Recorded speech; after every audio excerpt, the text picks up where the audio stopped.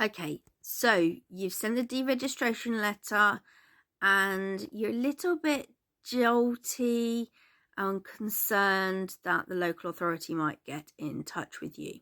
So if you've never been to school before and you've just never applied for a school, then it is highly unlikely that unless you've come across a dodgy doctor, health visitor, dentist,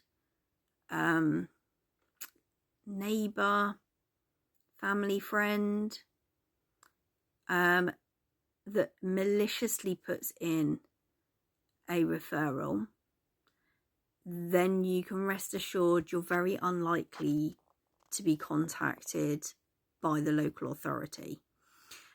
If you deregistered and you are expecting the local authority to get in contact with you, think again.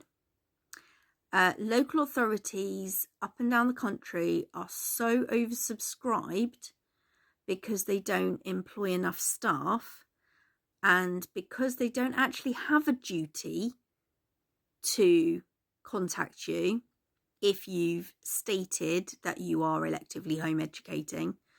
They might choose to get in contact with you, but the time span of when that will be is like asking how long is a piece of string. Every single local authority is different, and within each local authority, again, there is a large variance in how long it is until the local authority contact you directly.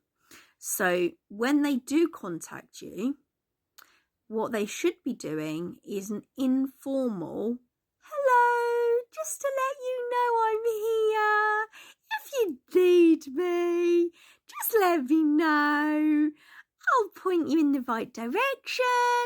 I can assign you a meeting and we can meet up somewhere at the offices, at your home, at a public place, or I can offer you a telephone call. That is the correct way of a local authority getting in contact with you. However, as each local authority has its own ability to interpret the law and put their own policy in place, not every local authority follows the law. And it goes even further than that, because if they have an illegal policy, you can only hold them to account for their policy unless you escalate it to a judicial review, which can cost a family thousands and thousands and thousands of pounds, enough to remortgage your home. So, most parents, if they find themselves in a local authority that aren't very accommodating to home educators, and they know who they are, Portsmouth, then you have a choice to move out of that county or to stand and fight. And it's very, very emotionally draining to stand and fight. So it is completely the family's choice what they want to do. The law is there, and you can deal with it in any way in which you feel you have the capacity to deal with it. It's exactly like the battle that parents are going through to acquire an EHCP, except as home educators, we are fighting to receive nothing. No invasion of privacy, no extra support, no visits, telephone calls, letters, nothing.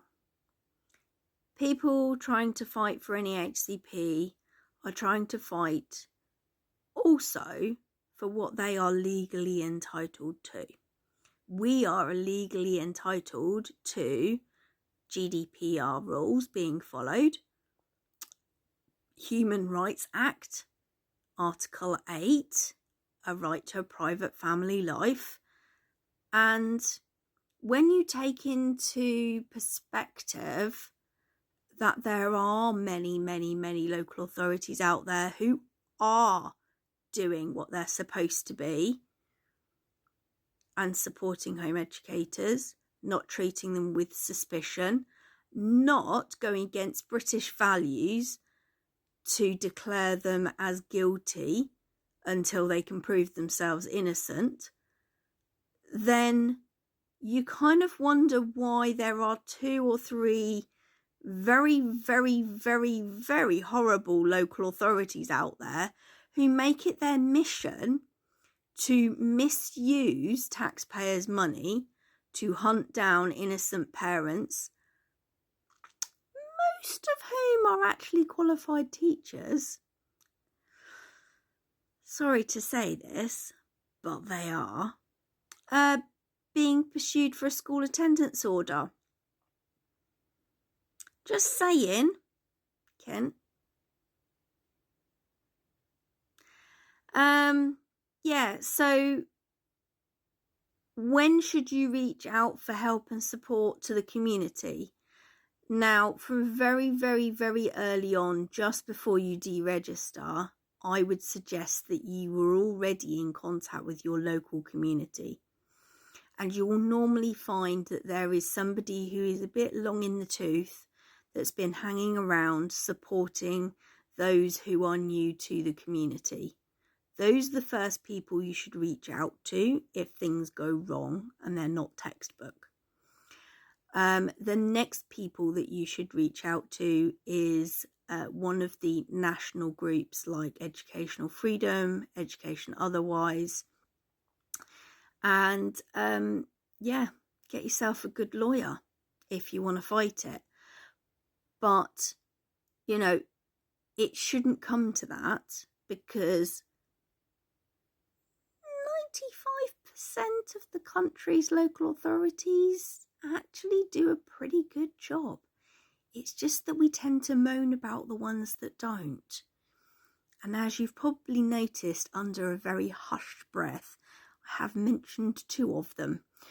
So, you know, within those 2, they will again have a varied response to home educators. They won't always treat home educators really, really, really badly. It's just that the local authority didn't like that family and decided to make an example of them. Or they really, really liked that family because they were willing to bend over backwards and do everything. Or they left that family alone because they could tell that they weren't going to win their battle in court. We don't know why, but every local authority is different, and every local authority is different. Officer is different and unique. And obviously we all have bad days, even the officers, but just don't treat them as your friends, because they're there to do a job and they'd like to be able to tick that box and just move on.